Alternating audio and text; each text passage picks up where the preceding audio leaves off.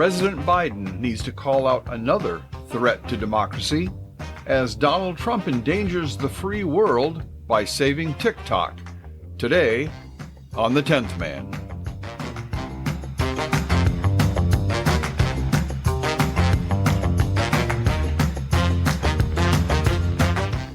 Much of the free world was alarmed at the prospect of TikTok's going away. I know I was. No, just kidding. If you're on TikTok, you've probably seen the various creators leaving their last will and testament and telling people where to find me when I go away. The 10th Man does have a TikTok channel, if you didn't already know that. And all I figured was, hey, if TikTok goes away, I'll just have less work to do. My leisure time being somewhat constrained ever since the retirement of Mrs. The 10th Man. But the way it played out for creators is, well, Saturday night we were at a euchre party. You'll hear more about that later. And I just decided to check the status because it was after midnight and the ban was supposedly in effect. And what I saw was a note saying, sorry, TikTok is down. I was surprised that it actually happened, but there it was. So I didn't give too much thought to it until Sunday afternoon when I saw an alert on my phone that someone had commented on one of the TikTok videos. I assumed it was someone in my vast overseas audience because they all still had access. And the TikTok app was still running, I guess. You couldn't view or post a video here in the States. But I went online and there it was, back up again. So free speech is saved, but democracy is threatened, all at the same time. And all thanks to Donald Trump. That paradox is important because what's happening here is another example of what I call the backstop effect. We dedicated an episode to this in Season 1, Episode 6, talking about abortion, and how the politicians would have to deliver more with the elimination of Roe v. Wade. While Roe v. Wade was in effect, most people had no idea what they were talking about regarding the subject of abortion. Democrats acted like all abortion rights were in jeopardy when in fact that case, which went to the Supreme Court under challenge, was a law banning abortions in a single state only, and only after 15 weeks, which is 3 weeks longer than you get in France. And that's for surgical abortions. If you listen to this channel, you know that the majority of abortions were already being performed medically. Nowadays, it's 2/3. Medically means it's by having a regimen of drugs, 2 different drugs that you take. There was only one abortion clinic in the state of Mississippi. But the Democrats foolishly pushed that case to the Supreme Court, and they lost everything. But simply blaming Trump worked for all their previous failures, and that's what they leaned on this time as well. But more important, the Republicans lost their backstop.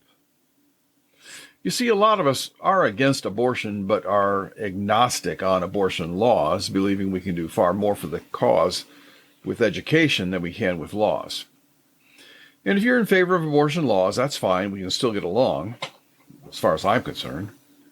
But the lazy Republicans in moderate or swing states could always campaign on a radical anti-abortion stance, knowing that the Roe versus Wade backstop would cover them, keep them from ever having to actually deliver on strong anti-abortion laws promised. Then, of course, the midterm elections after Roe were a bloodbath for Republicans. Some states enshrined so-called abortion rights in their constitutions, a gross misinterpretation of the purpose of the document. But even though the issue is now being resolved state by state, as it should be, the moderate Republicans have lost that backstop. And no one has learned anything by it. So let's talk about it a little bit here on this podcast. And while we're at it, let's ask everyone to get a friend signed up to hear this podcast. We are on other platforms, as we said, but podcasts have no recommendation algorithm. The only way to grow this channel is by word of mouth. Well, maybe some search engines as well. But anyway, please tell your friends that they can be just as smart as you are by listening to the 10th Man podcast. And if that makes us both sound pretentious, well, there it is. So again, we are saying no one has learned anything by the loss of the Roe versus Wade backstop. Because the other great backstop is the Second Amendment. Just as Republicans could formerly speak loudly about their stance on abortion without suffering any real harm from the opposition, they were backstopped by Roe versus Wade. Similarly, moderate Democrats can bluster and posture over gun control because they're backstopped by the Second Amendment. Heaven help us all if the Second Amendment ever goes away, because that's the main thing keeping the world mostly at peace today. And yes, we are basically at peace if you just compare the present to the 20th century. Why is the United States the only nation on earth that's had the same government for 250 years? Well, everybody knows we're the only nation on earth that has the Second Amendment. That is why. People are always reminding us of things that they do in Europe, with the implication that we should therefore do it here. The latest uproar is food coloring that supposedly gives rats cancer if they take mega doses of it. That's probably the worst possible reason to do something, copying Europe. And it's been America largely on its own enforcing the peace for the last 80 years, thanks to the Second Amendment. But if the Second Amendment did go away, the very next thing that would happen, just before the end of civilization, that is, would be another bloodbath in the next election when all the Democrats would be thrown out. Of course, guns would get banned on both coasts, followed by an insurrection, the real kind of insurrection, not the January 6th kind, where all the rural counties would declare themselves a new nation. So what does this have to do with TikTok? Well, it's the same thing, only this time the backstop is the First Amendment, the one guaranteeing freedom of speech. Joe Biden signed legislation in April of 2024 that would ban TikTok if it were still under Chinese ownership at the time the law took effect. Why ban TikTok? Well, one reason was supposedly to protect children.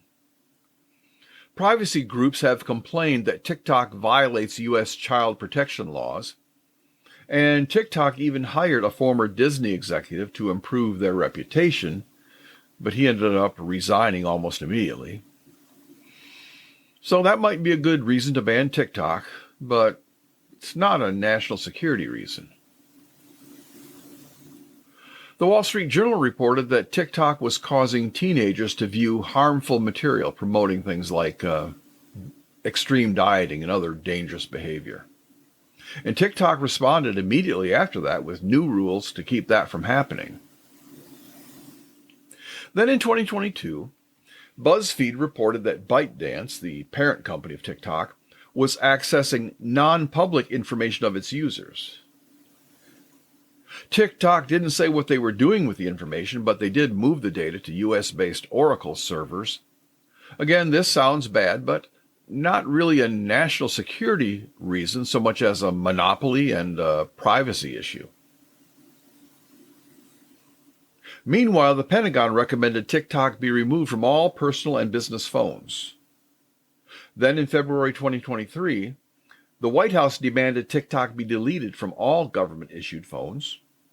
And the rationale is that TikTok is just a propaganda tool of the Chinese government. Its algorithm, for example, or its moderators, took down videos of citizen protests in Hong Kong. Again, censorship like this is bad behavior. But it does mirror the behavior of Facebook and Twitter, which are not Chinese companies, yet have done the bidding of at least one government here in the United States. Government action against TikTok has taken place under both Trump and Biden. Trump announced a potential ban in 2020. He signed an executive order in the same year making it illegal for American companies to transact business with TikTok. Then last April, the legal ban on TikTok was signed by Joe Biden with bipartisan support. That ban was widely supported by the owners of Facebook, YouTube, Instagram, and other social media platforms, no doubt, since it is a direct competitor. But most important, both houses of Congress, both parties, and the last two presidents supported the ban. Interesting that you can say the last two presidents on January 20th or January 21st, and you're referring to the same two people either way. And that won't happen again soon. So there was a TikTok ban pending, and yet President Trump and Kamala Harris campaigned using TikTok. The law was in place in the spring, yet both candidates created TikTok accounts in the summer and used them to campaign for president. It seems that everybody involved was relying on the backstop of the First Amendment and expected the courts to invalidate the legislation that banned TikTok. This is a big problem because unlike abortion or gun rights, which are basic ideas, the ban on TikTok implies a deep-seated problem inside the software which none of us can see. Normally, I laugh at concerns of foreign companies having assets in the U.S. Back in the 1980s, the Japanese tried to buy the Pan Am building in New York City. Everybody thought this was a security threat. I thought it was merely idiotic. The Japanese have a near paranoia about buying manufactured goods from us. They would ship us cars, cameras, and computers while we sent back pieces of paper, dollars, in exchange, which they would hoard. People whined about the trade deficit, but I never saw a problem. We were getting goods, and they were getting pieces of paper. They were building Scrooge McDuck money bins, so good for us. That made my money more valuable. If instead they dumped these dollars on the market, the value went down. All they had to do was the sensible thing, engage in fair trade with us, but they weren't smart enough to do that. So they went, aha, we'll buy American real estate. They made an offer on the Pan Am building in New York City. People panicked, saying a foreign power would own an important building in the U.S. And I said, so what? They can't take it anywhere. Well, in the outcry, they didn't buy the Pan Am building, but they bought Rockefeller Center and Pebble Beach Golf Club in California. And they lost their shirts on that deal. But the TikTok ban is different. Real estate is tangible, and our civil rights, abortion, gun rights, are nearly so.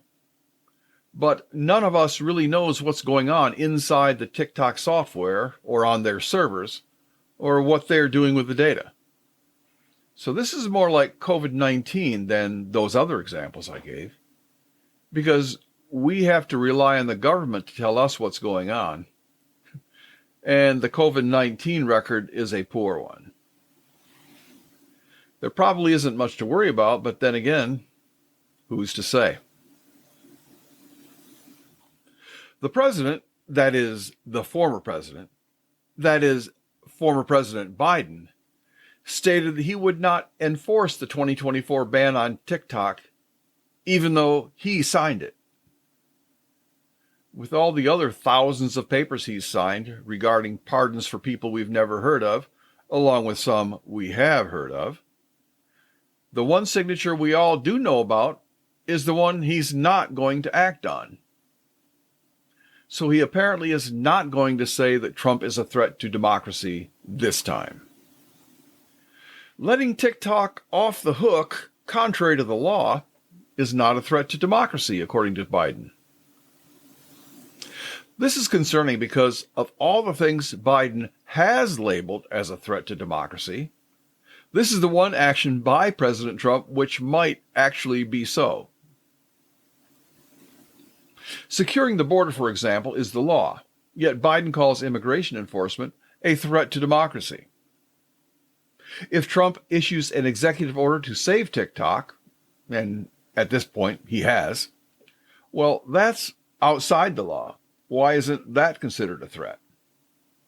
Executive orders are a tool for the president to employ in order to enforce the law, not to subvert it. Whether this ban on TikTok is a good idea or a bad idea, your elected representatives have sent a bill to the president, which was signed into law and upheld by the Supreme Court. It's already survived a Supreme Court challenge. There's no law more legal than this one. It may be, and probably is the case, that all these people in government went through with the ban on TikTok because it felt good at the time, thinking that the First Amendment would be their backstop and that the Supreme Court would throw this law out. Well, it didn't quite work out that way, did it? Hashtag threat to democracy. Hashtag thank you for listening.